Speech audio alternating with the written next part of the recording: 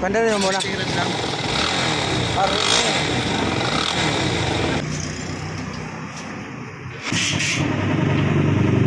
paghawak. Pukpukin mo. Okay. So ngayon mag-press tayo.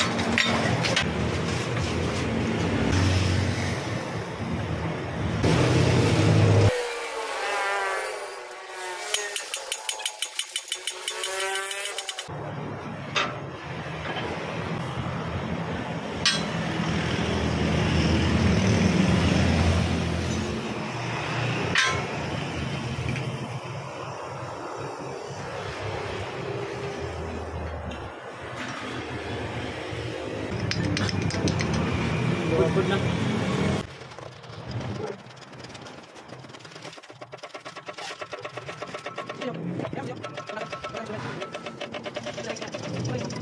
Ano lang talaga ang ipamakustomer ng tira. Mga tao kasi sumikat, malalim. Sir, yung sigunyal mo sir, oh, may tama. Oh. Pag bumibigay no, dumating ang panahon na masisira na pagpalit ka na ng buhok. Oh, may tama na. Bearing type.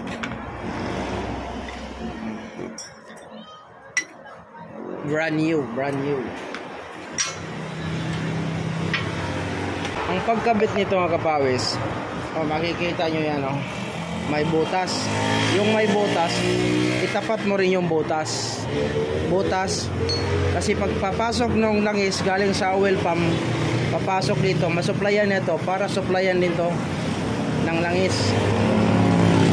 Para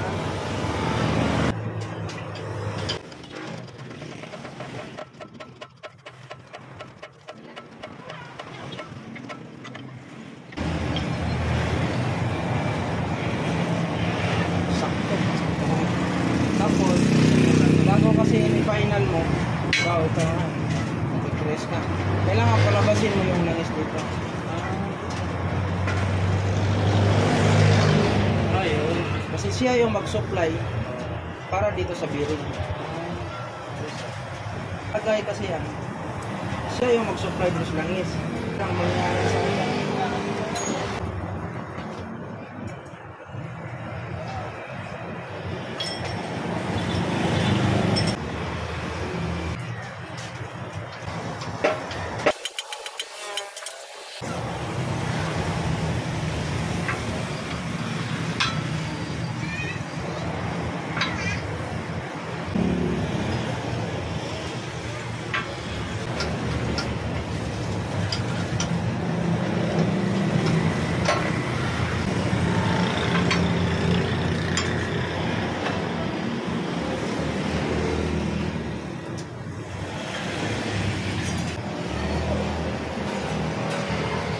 Sabihin mo ko rin sa diba yung kwan, black na diba?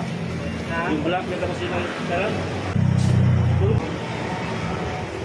Pinayos ko ngayon dati ka na pinakalitan mo yung lining ba? Pagpaslak sa lining, nagputol yung kwan yung plastic na parang gilong plastic sa oil pump yan.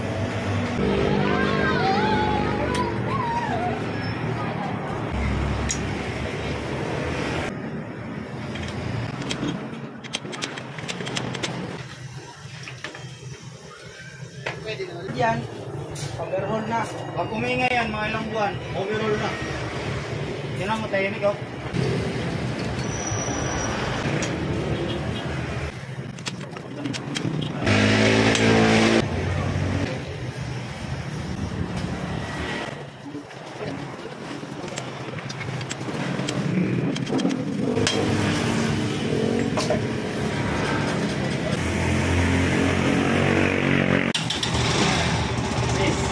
pagkagwapo sa andar.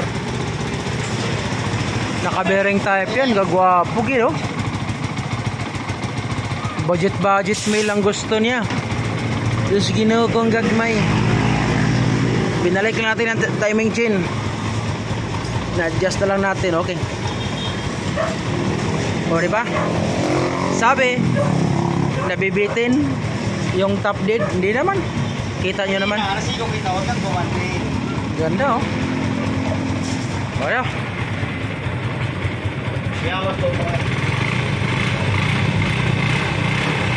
Oh. Ako lang nag-press niyan. Ako lang nag-align. Tapos pag mag-comment yung iba, sabihin, diameter. Wala nang diameter. Matuwid tong mata ko. 4 yung mata ko eh. Ano, mainit ka pa? Ayos. Alin tapos dis, yan sa tangki. Oh, dito magpagawa, ilang oras lang. Diba? 3 oras lang. Tulis sa mga, tatlong oras.